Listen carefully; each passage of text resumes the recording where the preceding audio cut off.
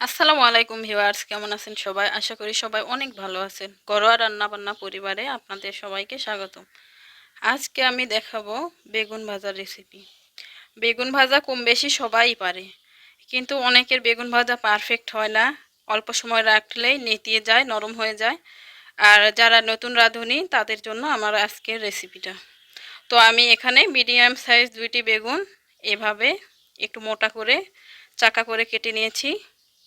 নিয়েছি লবণ, লবণে এখানে আমি স্বাদ মতো ব্যবহার করব। হলুদ গুঁড়ো হাফ চামচের একটু কম, লাল মরিচের গুঁড়ো 1 চামচ। আপনারা এখানে মরিচের গুঁড়ো আর একটু কমও নিতে পারেন, আমি একটু স্পাইসি করব এই জন্য একটু বেশি নিয়েছি। নিয়েছি হাফ চামচ ধনিয়া গুঁড়া, হাফ চামচ জিরে গুঁড়ো। আর আজকের রেসিপির মেন উপকরণে লাগবে, এখানে আমি নিয়েছি 2 চামচ পরিমাণ চালের গুঁড়া, যেটা অনেকে এভাবে বেগুন ভাজি করেন না। আজকে আমার রেসিপিটা ফলো করে একবার হলেও ট্রাই করে দেখবেন, অনেক টেস্টি হবে বেগুন ভাজা। আর আমি এখানে বাটা মশলা ব্যবহার করিনি, কারণ বাটা মশলা ব্যবহার করলে অল্পতেই বেগুন ভাজাটা পুড়ে যাবে। তো প্রথমে আমি একে একে সবগুলো উপকরণ দিয়ে বেগুনগুলো ভালোভাবে মাখিয়ে নেব।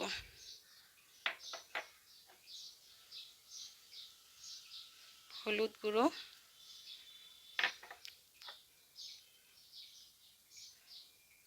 মরিচ গুঁড়ো, জিরে গুঁড়ো, ধনিয়া গুঁড়ো।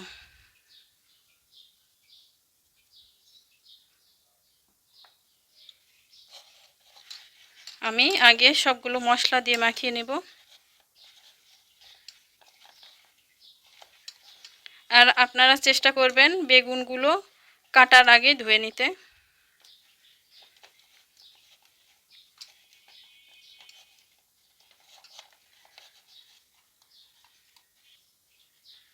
তো আমি বেগুনগুলো মশলার সাথে ভালোভাবে মাখিয়ে নিয়েছি। এখন এর মধ্যে দিয়ে দিব চালের গুঁড়োগুলো,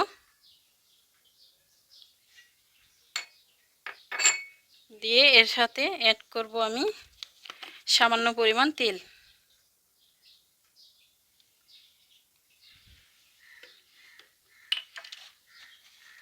তেল দিয়ে আবারও ভালোভাবে সবগুলো মেখে নেব। এভাবে একটা একটা করে পিস নিয়ে মেখে নেব। তো আমি সবগুলো বেগুনের চাকাগুলো এভাবে একটা একটা করে মেখে নিয়েছি। আপনারা যদি কম তেলে ভাজতে চান তাহলে এইভাবে মেখে রেখে দিবেন 5 থেকে 10 মিনিট। যদি আপনাদের হাতে সময় থাকে তাহলে অবশ্যই রেখে দিয়ে ভাজবেন, দেখবেন তেল অনেকটা পরিমাণ কম লাগবে। কিন্তু আমার হাতে আজকে সময় কম, তাই আমি বেগুনগুলো এখনই ভেজে নেব। চুলায় আমি একটা ফ্রাই প্যান দিয়ে দিচ্ছি, চুলাটা অন করে দিচ্ছি। আপনারা চাইলে কড়াইতেও ভাজতে পারেন।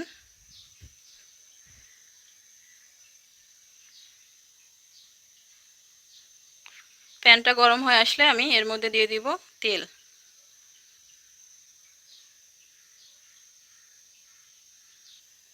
প্যানটা গরম হয়ে আসছে, আমি এখন এর মধ্যে দিয়ে দিব তেল। আর অন্যান্য বেগুন ভাজার চাইতে এই বেগুন ভাজাতে একটু পরিমাণ হলেও তেলের পরিমাণটা কম লাগে।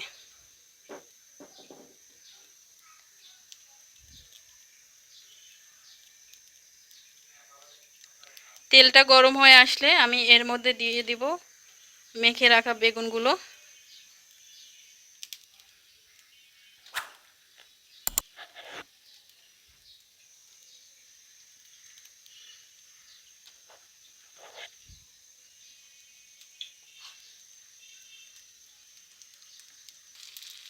তো আমি সবগুলো মেখে রাখা বেগুন একবারে দিয়ে নিয়েছি।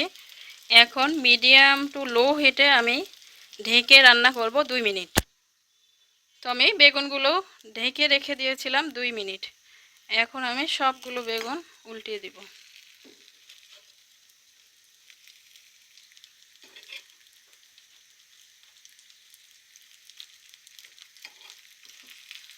এভাবে আমি সবগুলো বেগুন উল্টিয়ে দিব।